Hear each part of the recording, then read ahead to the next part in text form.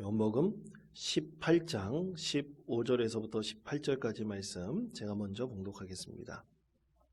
시몬 베드로와 또 다른 제자 한 사람이 예수를 따르니 이 제자는 대제사장과 아는 사람이라.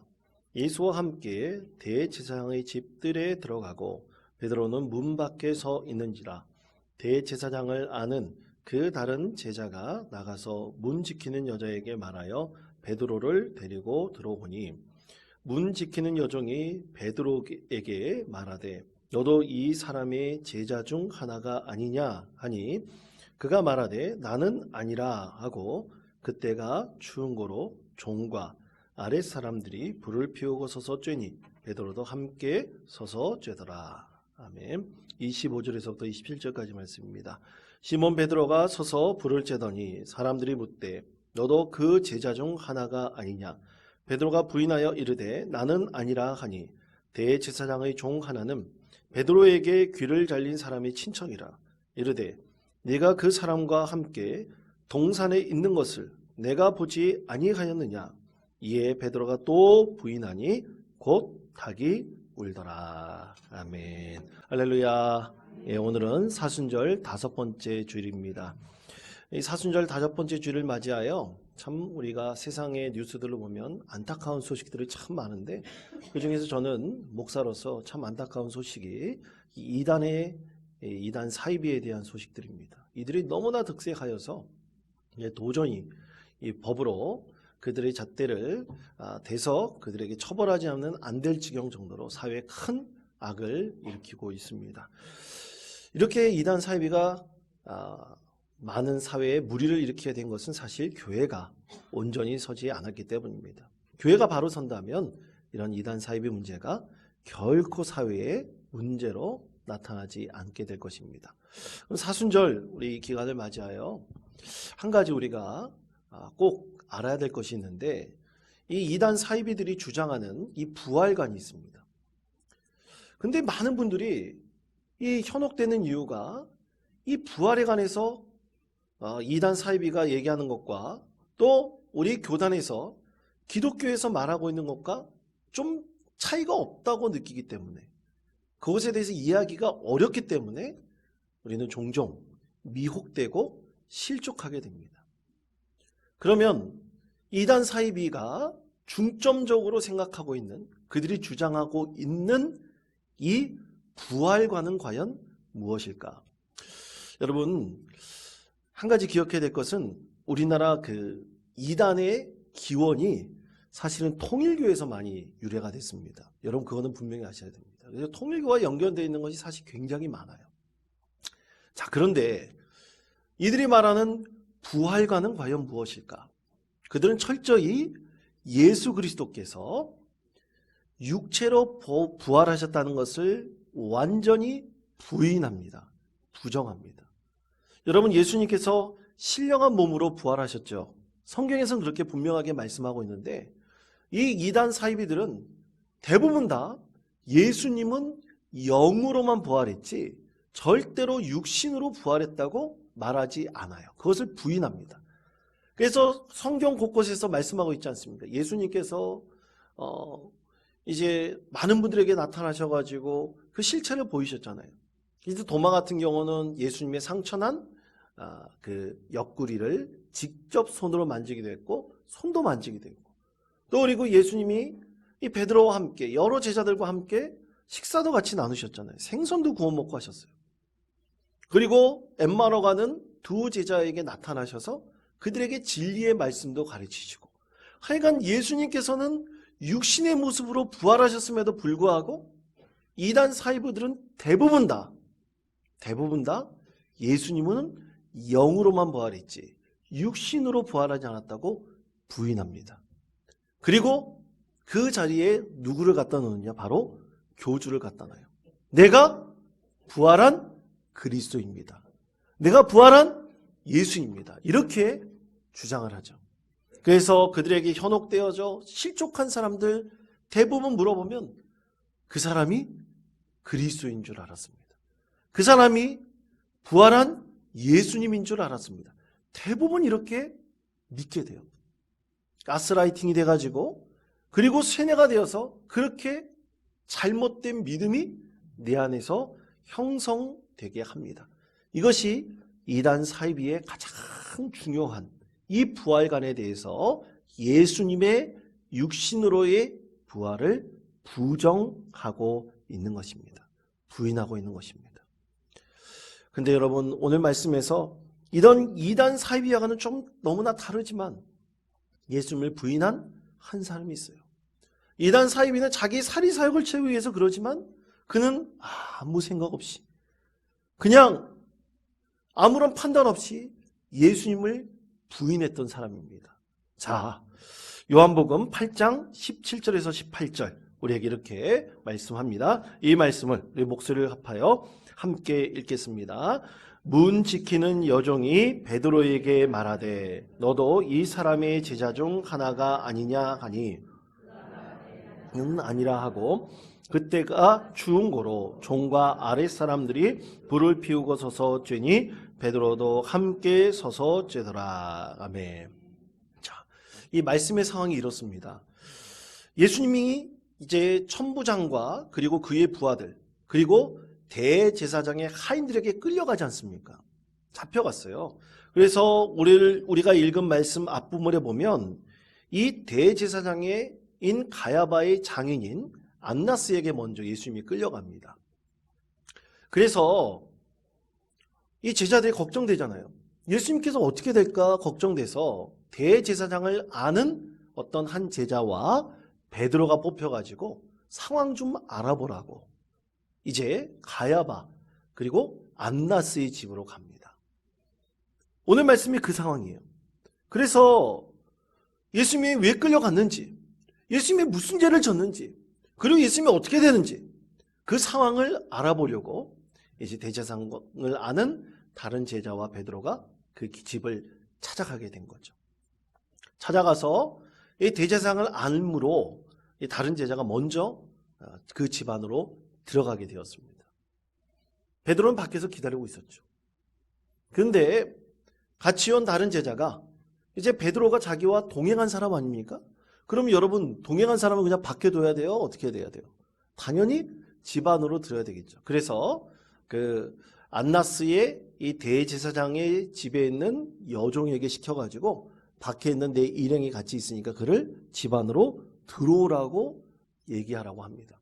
여종이 나와서 이렇게 물어본 거예요. 혹시 안에 있는 분하고 같은 일행이십니까? 안으로 들어오십시오. 이렇게 얘기한 겁니다. 그것에 대해서 베드로가 어떻게 했어요? 아닙니다. 절대 아닙니다. 베드로가 이렇게 부인을 했습니다. 그리고 안다스의 집 밖에 있는 다른 사람들과 함께 그 종들과 함께 불을 쬐고 있었던 거예요. 여러분, 이것은 요한복음의 말씀과 그리고 마태, 마가, 누가복음에서 말씀하고 있는 것과는 조금 차이가 있어요. 마태복음과 마가복음과 누가복음은 베드로가 좀 위협을 받을 정도의 상황임을 말씀하고 있어요. 같은 동류의 사람이면 죄인이지 않습니까? 여러분, 누가 죄를 지어가지고 피해자로 있다고 생각을 해보세요. 근데 사람들이 참 야속해요. 대부분 다 모른다고 하는 사람들이 참 많습니다. 베드로도 마찬가지였어요. 마태복음, 마가복음, 누가복음에는 위협이 될까봐 처음에 나는 예수님을 모른다고 부인했어요. 그런데 여러분 오늘 이 요한복음의 말씀을 보십시오. 요한복음의 말씀에 보면 전혀 위협적인 게 아니에요. 한 사람은 안나스의 그 집 앞으로 안에 들어갔어요. 같이 온 사람이니까 들어오라고 한 거예요. 그런데 베드로는 무의식적으로 모릅니다. 나는 아닙니다. 그렇게 대답을 했습니다. 그런데 같이 불을 쬐고 있던 사람 중 한 사람이 또 물어본 거예요. 아니, 아까 보니까 집안에 들어간 사람과 당신이 같이 오는 것을 내가 본 것 같은데 정말 같이 온 그 사람이 아니에요? 또 물어본 거죠. 그것에 대해서 베드로가 아니라는데 왜 자꾸만 나하고 같이 온 사람이라고 그럽니까? 얼굴에는 억울한 듯한 표정을 하고 있는 거예요. 여러분 얼굴도 한번 억울한 듯한 표정을 한번 해보십시오. 그런 표정을 하고 있는 거예요. 그리고 마지막으로 한 사람이 더 물어봤습니다. 그 사람은 말고의 친척이었어요. 말고는 누구냐? 예수님께서 겟세마네 동산에서 기도하실 때 그때 예수님께서 끌려갔지 않습니까? 그때 베드로가 칼을 들어가지고 대제사장 하인의 종의 귀를 내리쳐서 귀를 잘랐죠. 그가 바로 말고였습니다. 그때 예수님께서 말고의 귀를 치유해 주셨죠. 그런데 그것을 먼 발치에서 이 친척이 같이 갔었는데 그 장면을 보았나 봐요. 그런데 밤이라서 뚜렷이 볼 수 없었습니다. 그것에 대해서 같이 불을 쬐고 있던 사람 중 한 사람이 말고의 친척이었어요. 아니 그러고 보니까 아까 저 동산에서 봤던 사람과 당신 되게 닮았는데 당신 혹시 예수와 같이 다니던 사람 아니에요? 물어본 겁니다. 그때 베드로는 즉각적으로 아니라니까요. 억울해요. 왜 자꾸만 나를 그 사람으로 보는 거예요? 아니에요. 라고 마지막으로 세 번째 예수님을 모른다고 부인을 했습니다. 그때 닭이 울었죠. 여러분 처음에 베드로는 전혀 위협받을 상황이 아니었습니다. 같이 동행한 사람이니까 들어오라고 한 건데도 부인을 했어요. 부인을 했습니다. 여러분 왜 그랬을까요? 이것은 아주 단순한 이유입니다. 여러분 이것은 베드로의 실족입니다. 실족함이에요. 그냥 무의식적으로 부인한 거예요. 혹시라도 안다 그러면 나에게 피해를 입을까 봐. 그 마음 때문에 그냥 부인한 거죠. 실족한 겁니다. 여러분 실족하는 것 베드로뿐만이 아닙니다. 참 많은 사람들이 많이 실족을 하죠. 그럼 왜 실족함일까요? 이 실족에 대한 정의가 있습니다. 여러분 실족하다라는 단어는 스칸달리조라는 이 헬라어의 단어예요. 이 뜻은 한마디로 말하면 올무라는 뜻입니다. 그러니까 올무에 걸려버리는 거예요. 그래서 실족하는 겁니다. 그럼 실족함에 대한 양상이 신앙생활에 있어서 과연 어떤 것들이 있을까요? 첫 번째로는 신앙생활에 있어서 그릇된 모범을 보이는 것이 실족하는 것이다 할 수 있습니다. 바로 대표적인 사람이 베드로와 같은 사람이죠. 여러분 베드로는 처음에 예수님께 뭐라 그랬습니까? 나는 죽어도 예수님을 배신하지 않겠습니다 그랬습니다. 그런데 많은 사람들 앞에 그렇게 장담하고 다짐했음에도 맹세했음에도 불구하고 베드로는 실족했어요. 그리고 사실은 많은 사람들에게 비웃음거리가 되었죠. 그렇게 많은 사람들을 실족하게 할 수가 있습니다. 두 번째로 적극적으로 자기 죄를 합리화함으로 많은 사람들을 실족하게 할 수 있어요. 자기가 다른 사람을 실족시켰다는 것을 그런 죄를 감추려고 해요. 그래서 다른 사람들이 올무에 빠지게 했던 것을 감추고 이렇게 말합니다. 합리화시키려고 그러죠. 아니 괜찮아. 하나님의 저 정도는 용서해 주시고 받아주실 거예요. 하나님은 그렇게 쪼잔한 분이 아니시오. 자기 죄를 합리화시키는 것. 이것이 또 하나의 실족함입니다. 세 번째는 거짓된 교리를 퍼뜨리는 거예요. 이단과 같은 거죠. 이단 사이비가 이렇게 많은 사람들을 실족해 합니다. 마지막 네 번째는 자신의 욕망에 미혹되어 많은 사람들을 실족시키는 겁니다. 대표적인 사람이 누구냐? 가룟 유다입니다. 가룟 유다는 예수님께서 꿈꾸는 이상과는 달랐어요. 예수님께서 말씀하시는 하나님 나라에 대한 소망이 달랐습니다. 자기의 욕망을 채우려고 많은 사람들을 실족시켰던 사람이 바로 가룟 유다였습니다. 그렇게 많은 사람들의 올무가 되었죠. 베드로에 대한 이 예수님의 말씀은, 예언의 말씀은 참으로 별것 아닌 거에서부터 시작됐습니다. 그냥 인정해도 됐음에도 불구하고 베드로는 부인했어요. 그렇게 많은 사람들을 실족시켰습니다. 그렇게 실족했기 때문에 베드로는 당당히 자신을 드러내지 못했어요. 많은 제자들이 손가락질했어요. 너는 예수님을 부인한 사람 아니냐? 실제로 제자들의 비난도 받기도 했습니다. 그래서 스스로 몸을 감췄습니다.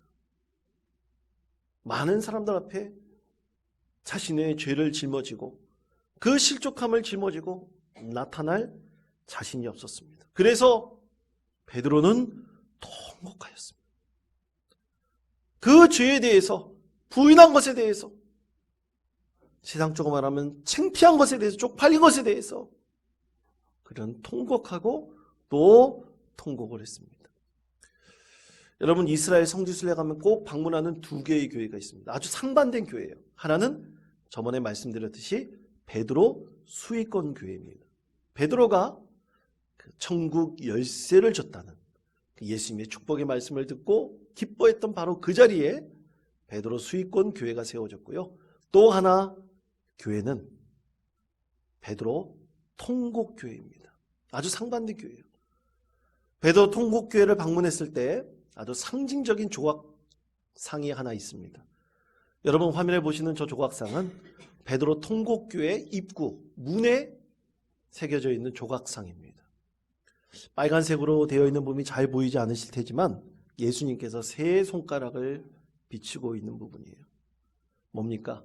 베드로 네가 3번 부인할 것이다 라는 것을 이 조각상을 통해서 상징적으로 보여주고 있습니다. 또 다른 그림 보면 베드로 통곡교회에 베드로의 동상이 있습니다.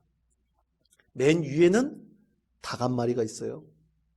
그리고 밑에는 베드로와 다른 여인도 있습니다. 다른 사람들이 있어요. 그 여인은 누구겠습니까? 처음에 베드로에게 안으로 들어오라고 동행입니까? 물어본 문지기 여종이었죠. 베드로는 바로 그 자리에서 통곡했습니다. 예수님을 부인했고 통곡까지 하면서 자기의 가슴을 후려치면서 후회도 했습니다. 사랑하는 성도 여러분, 베드로가 이렇게 실족하여 후회를 했는데 여러분 우리는 어떨까요? 우리도 베드로의 같은 상황이 닥쳤을 때 우리 스스로 그렇지 않다고 내 스스로를 인정할 수 있을까요? 여러분 과연 어떻겠습니까? 우리는 이 말씀을 통해서 깨달을 수 있는 3가지 중요한 포인트가 있습니다. 첫 번째는 바로 믿음의 연약함입니다. 자, 요한복음 13장 36절에서부터 38절까지 말씀입니다. 이 말씀을 목소리를 합하여 함께 읽겠습니다. 시몬 베드로가 이르되 주여 어디로 가시나이까? 내가 가는 곳에 네가 지금은 따라올 수 없으나 후에는 따라오리라. 베드로가 이르되 주여 내가 지금은 어찌하여 따라갈 수 없나이까? 주를 위하여 내 목숨을 버리겠나이다. 예수께서 대답하시되 내가 나를 위하여 내 목숨을 버리겠느냐? 내가 진실로 진실로 내게 이르노니 닭 울기 전에 내가 3번 나를 부인하리라. 아멘. 베드로는 너무 쉽게 목숨을 걸겠다고 맹세했습니다. 목숨을 버리면서까지 따라갈 수 있습니다. 주님께 그렇게 다짐했죠. 그때 주님께서 물어보시죠. 네가 정말 나를 위해서 목숨을 버리겠다고? 그리고 예수님의 말씀은 내가 닭이 울기 전에 3번 부인하리라 말씀하셨습니다. 근데 여러분 모르겠습니다. 이스라엘 갔을 때 닭 우는 소리는 제가 한 번도 들어본 적이 없는 것 같아요. 근데 예수님께서는 닭이 울기 전에 3번 부인할 것이다. 참으로 느닷없고 뜬금없는 말이지만 그 말씀 그대로 이루어졌습니다. 여러분, 이것은 우리의 신앙이 온전하지 못함을 상징적으로 말씀하고 있습니다. 우리는 신앙이 연약합니다. 베드로처럼 별것 아닌 상황에도 우리는 예수님 모릅니다. 그렇게 툭 던지면서 말할 수 있습니다. 우리의 신앙이 연약하기 때문에 우리가 그 연약함을 인정해야 됩니다. 그 연약함 때문에 나로 인해 다른 사람도 실족시킬 수 있습니다. 나도 실족할 수가 있습니다. 왜냐하면 우리가 믿음이 온전하다면 더는 하나님을 예배할 이유가 별로 없겠죠. 그래서 우리는 연약하기 때문에 하나님을 예배하고 우리는 연약하기 때문에 기도하며 연약하기 때문에 하나님의 은혜를 매일같이 구합니다. 그 연약한 가운데 우리를 지켜주시고 함께 해달라고 하나님께 기도하고 또 기도합니다. 여러분, 마태복음 8장 17절 말씀해 보십시오. 이렇게 말씀하고 있습니다. 이는 선지자 이사야를 통하여 하신 말씀에 우리의 연약한 것을 친히 담당하시고 병을 짊어지셨더라 함을 이루려 하심이더라. 아멘. 자, 우리의 연약함을 누가 짊어지셨다고요? 예수님께서 짊어지셨습니다. 그렇기 때문에 우리는 연약한 모습을 가지고 예수님께로 나아오면서 주여, 우린 연약합니다. 우린 실수합니다. 우리는 부족합니다. 우리는 넘어집니다. 주님의 은혜로, 주님의 긍휼하심으로, 주님의 함께하심으로 주님만을 바라봅니다. 우리는 그렇게 하나님 앞에 고백하며 나올 수 있는 것입니다. 여러분, 주는 완전합니다라는 찬양이 있어요. 이 완전합니다라는 찬양에 보면 주여, 우린 연약합니다. 우리는 오늘을 힘겨워합니다. 주 뜻 이루며 살기에는 너무나 부족합니다. 우린 연약합니다. 주여, 우린 넘어집니다. 오늘 하루 우리는 또 실수합니다. 주의 긍휼을 구하는 죄인입니다. 우린 주만 바라봅니다. 찬양하는데요, 여러분이 찬양으로 한번 불러볼까요? 불러보시면서 우리 연약함을 채워주시고 받아주시는 예수님의 은혜를 생각하시는 저 여러분 되시기를 바랍니다. 이렇게 찬양하겠습니다.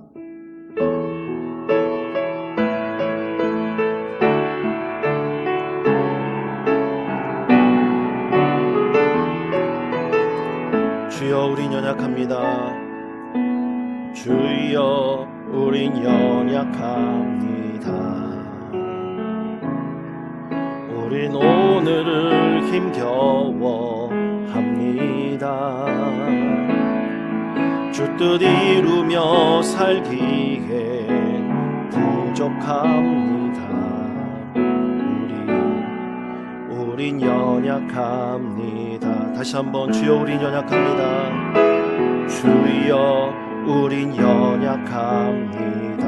우린 오늘을 힘겨워합니다. 우린 오늘을 힘겨워합니다. 주 뜻 이루며 살기엔 부족합니다. 우린 연약합니다. 주여, 우린 넘어집니다. 주여, 우린 넘어집니다. 오늘 하루 또 실수합니다. 주의 긍휼을 구하는 죄인입니다. 우리 주만 바라봅니다. 한없는 주님의 은혜, 한없는 주님의 은혜, 온 세상 위에 넘칩니다. 가릴 수 없는 주 영광, 온 땅 위에 충만합니다. 주님만 이 길이 오니 우린 그 길 따라갑니다.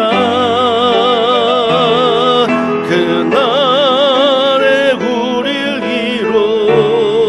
이루실 주는 완전합니다. 한없는 주님의 은혜, 한없는 주님의 은혜, 온 세상 위에 넘칩니다. 가릴 수 없는 주 영광, 온 땅 위에 충만합니다. 주님만 이 길이 보니 우린 이 길 따라갑니다. 그날에 우릴 이루실 주는 완전합니다. 그날에 우리 이루실, 그날에 우릴 이루실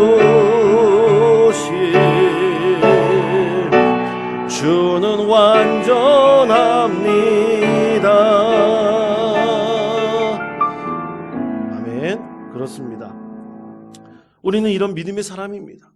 매일같이 연약하다고, 실족한다고, 실수한다고 고백할 수 있는 믿음의 사람입니다. 우리 연약함을 예수 그리스도께서 친히 담당하셨으므로 연약 가운데 우리는 온전한 믿음의 여정을 계속할 수가 있습니다. 그리고 이렇게 연약함을 인정할 때 우리는 두 번째 포인트로 우리는 이 말씀을 깨달을 수 있는데, 그것은 바로 연약한 가운데 우리의 믿음이 성장한다는 논리입니다. 여러분, 그렇습니다. 연약함을 인정하고 실족해야지만 역설적으로 사실 우리의 믿음이 성장합니다. 실족하지 않는 믿음은 결코 성장하지 않습니다. 여러분, 베드로에게 말씀하신 예수님 그 말씀을 생각해 보십시오. 우리가 요한복음 13장 36절에서 읽었던 그 말씀 그대로 나중에 후에 나를 따를 것이라고 말씀하셨습니다. 지금은 따르지 않지만 후에 베드로에게 나를 따를 것이다. 베드로의 믿음이 실족한 가운데 성장했기 때문입니다. 성장한 베드로는 담대하게 복음을 증거했습니다. 그리고 담대하게 선포했습니다. 그는 성전 미문에 앉은 안진뱅에게 이렇게 선포했습니다. 사도행전 3장 6절 말씀입니다. 베드로가 이르되 은과 금은 내게 없거니와 내게 있는 이것을 내게 주노니 나사렛 예수 그리스도의 이름으로 일어나 걸으라. 아멘. 이렇게 선포했습니다. 어떻게 이렇게 선포할 수 있었겠습니까? 그의 믿음이 성장했기 때문입니다. 성장했기 때문에 그 담대한 믿음을 가지고 선포할 수 있었습니다. 여러분, 혹시 우리가 믿음의 연약한 자를 도우려고 그를 위해서 기도하면서 하나님께서 당신의 기도를 들어주실 것입니다. 반드시 들어주실 것입니다. 이 어려운 고초 가운데서 이기게 주실 것입니다. 우리가 그렇게 선포하고 기도하면서 그 연약한 사람 앞에서 기도하면서 혹시 하나님께서 들어주실까? 과연 응답하실까? 저는 이런 의심의 마음을 우리도 들지 않습니까? 당연하지, 그럴 수 있죠. 어떻게 그런 의심의 마음을 들지 않을 수 있겠습니까? 그러나 우리의 이 연약함을 이길 수 있도록 기도해야 됩니다. 그리고 극복할 수 있도록 베드로처럼 성장하여 우리의 믿음을 통해서 더욱더 하나님의 은혜를 충만히 누릴 수 있도록 기도하게 될 때 바로 여러분을 통해서, 그렇게 기도하는 주님의 사랑한 자녀를 통해서 하나님께서 응답하시고 그의 삶을 더욱더 복되게 해 주실 것입니다. 이것이 바로 하나님께서 주신 은혜의 삶이죠. 이런 연약함을 도우시는 예수 그리스도께서 우리의 믿음을 자라나게 해 주실 것입니다. 그때 우리가 또 깨닫는 것이 있습니다. 그것은 믿음의 연속성이에요. 여러분, 믿음은 연속적인 사건과 사고를 통해서 계속해서 이루어지는 것입니다.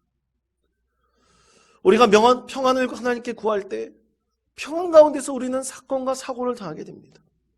그 사건과 사고 속에서 우리 하나님께서 함께 하시고 하나님께서 돌봐주시고 하나님께서 우리를 인도해 주신다는 것을 깨닫게 되죠. 이 믿음의 연속성입니다. 이 믿음의 연속성이 없는 사람은 믿음이 성장하지 않고 또 믿음이 더욱더 연약해질 수밖에 없습니다. 우리 이 세상에 일어난 여러 가지 사건 사고 속에서 이해할 수 없는 일들도 있지만 그 가운데서 우리는 하나님의 은혜를 구하고 그 가운데서 하나님께서 함께 하신다는 것을 목도할 수도 있고, 그 가운데 우리 믿음이 더욱더 연약한 가운데서 성장한다는 것을 깨달을 수가 있습니다. 제 첫째 아들이 이제 군대를 갔습니다. 지난주 퇴소식에서 만났는데요. 참 아버지 입장에서는 좀 편한 데로 갔으면 좋겠다 생각을 했는데 자기가 지원을 해가지고 향로봉으로 가게 됐답니다. GOP로 가게 됐는데 거기서 영상감시병이라는 게 있대요. 저 방위 받을 땐 그런 건 없었는데 요즘에는 그런 것도 생겼나 봅니다. 그런데 이제 을지회관에 이 관리병으로 지원할 수 있었는데 그래 안 했대요. 왜 안 했는지 그건 저도 확실하게 잘 모르겠습니다. 그래서 여하튼 GOP로 들어가게 됐어요. 근데 군대 가는 아들들이 GOP로 간다고 생각해 보면 부모들 마음이 짠하죠. 거기 가면 고생하게 될 텐데. 거기 가면 혹시 힘들지 않을까? 그런 인간적인 생각을 분명히 하게 됩니다. 그때 제 아내와 제가 물어본 것이 다 하나 있어요. 아들아, 거기 가면 혹시 교회가 있니? 모르겠대요. 근데 영상으로는 예배를 드릴 수 있대요. 영상으로 예배 드리면 0.1포인트씩 쌓인답니다. 뭐 교회가 있든 어딘 간에 영상으로라도 예배를 드려라. 그리고 연약한 가운데 강건케 하시는 하나님의 의뢰를 구하라고 권면하였습니다. 여러분, 우리가 어떤 자리가 좋은지 어떤 자리가 나쁜지는 알 수 없지 않습니까? 어떤 상황에 닥칠지 우리는 아무도 모릅니다. 그리고 도와줄 수도 없습니다. 오직 그와 함께 할 수 있는 것은 하나님 아버지이십니다. 성령이십니다. 여러 가지 믿음의 연속적인 사건과 사고도 있을 거예요. 그 가운데서 우리는 어떻게 하나님을 예배하고 예수님을 붙들고 성령의 은혜 가운데 거하는지, 이것이 중요합니다. 이 가운데 우리 믿음은 성장할 것이고, 그 연약한 믿음 가운데 임재하시는 하나님의 은혜를 구하는 자에게 주님께서는 반드시 은혜를 베풀어 주실 것입니다. 이런 믿음으로 우리도 세상 가운데 승리합시다. 우리가 연약하고 실족해도 실망하지 마시고 더욱더 하나님의 은혜를 사모하면서 우리 믿음이 성숙해지며 사건과 사고 속에서 과연 하나님께서 나에게 무엇을 말씀하시는지, 무엇을 이루시기를 원하신지를 늘 그것을 구하시며 하나님께 영광 올려드리는 은혜의 삶을 살아가시는 복된 성도 되시기를 간절히 축원드립니다.